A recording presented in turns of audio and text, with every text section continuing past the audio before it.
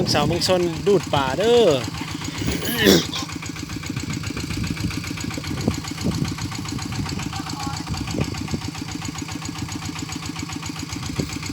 น้ำกำลังสิแห้ง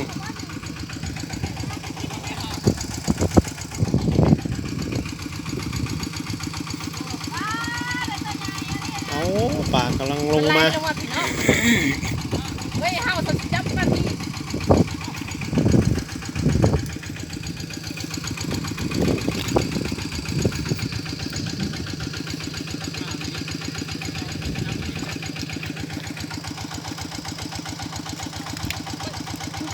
โอ้จับป่าเก่งอะไร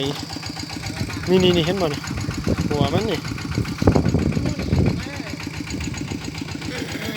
เนี่ยหัวมันซองอยู่นั่นนะเนี่ยโอ้ย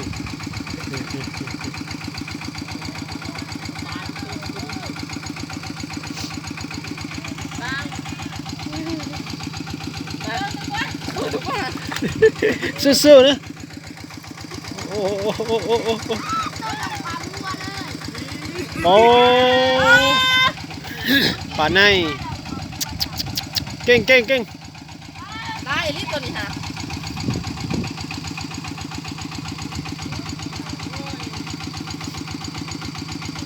บ้านถ้าบุคคลมีนกนี่ตัวใหญ่ปล่อยมาพูดนี่หน้าหนองผำเด้อบ้านหน้าหนองผำเมืองชนบุรี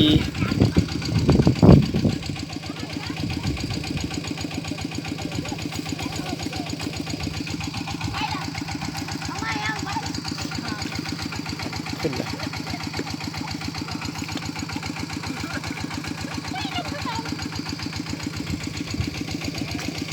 โอ้ยปลาคอดอนเว้ย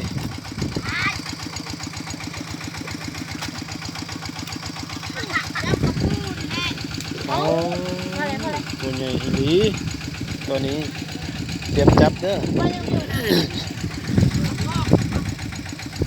ออกแล้วน่ะโอ้ยออกเป็น3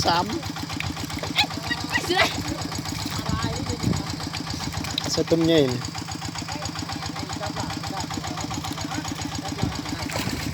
อ๋อตัวนี้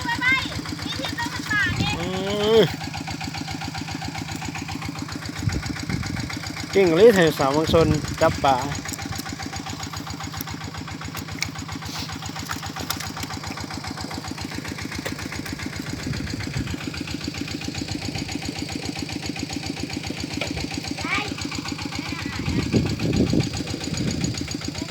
แล้วขึ้นหลีกเก็บก่อนนะฮะคุณจะโขกนะ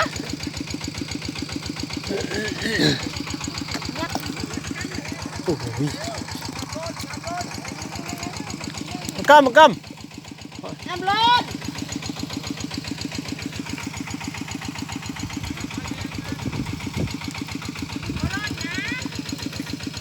กระดูกเอาไปไหน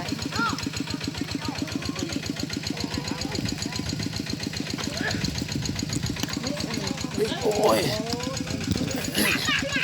ปลาเข้าหำแล้วโอ้หลายเลยเฮ้ย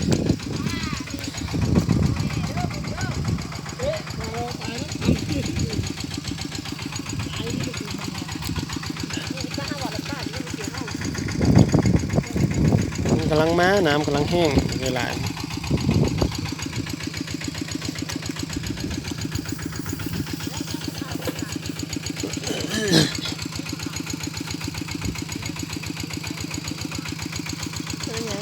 ปลาตัวใหญ่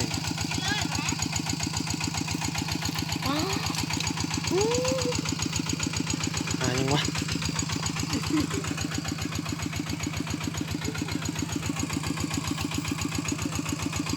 โดด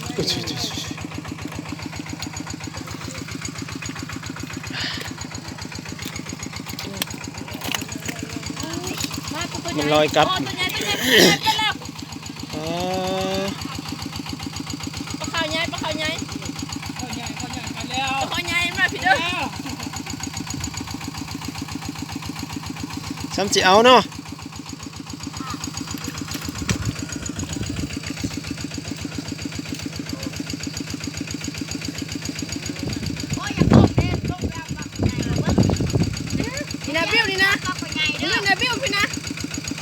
ดุก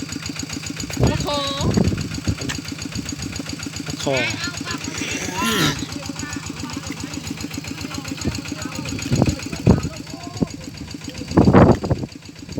มันดูดน้ำไหลไปลงมา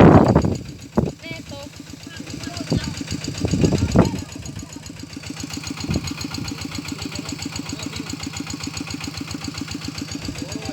นี่มิตรป่าหัวปลุกโปรย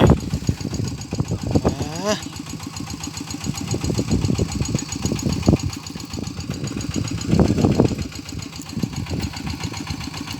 เด้อพี่น้องมากินปลาเด้อ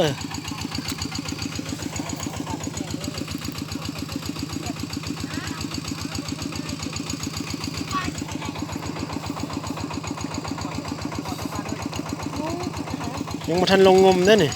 ทันลงมันสิเข้าห้อยตีน อันเลยอันป้าให้อันน้ำแห้งก่อนจังลงงมคุณบอกโอ้ยสมัตตัวใหญ่แท้จับปลาเก่งเท่าไร อุ้ย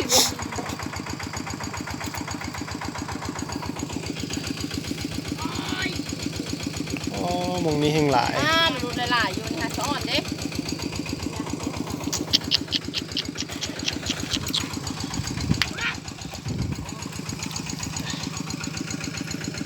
ลุย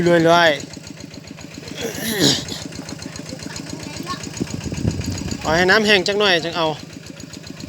ป้าขนาดแพงจังเก็บมันจะขาดมันจะป้านางเนี่ยค่ะเนาะ โอ้ นี่จะ ป้า ปลาขาว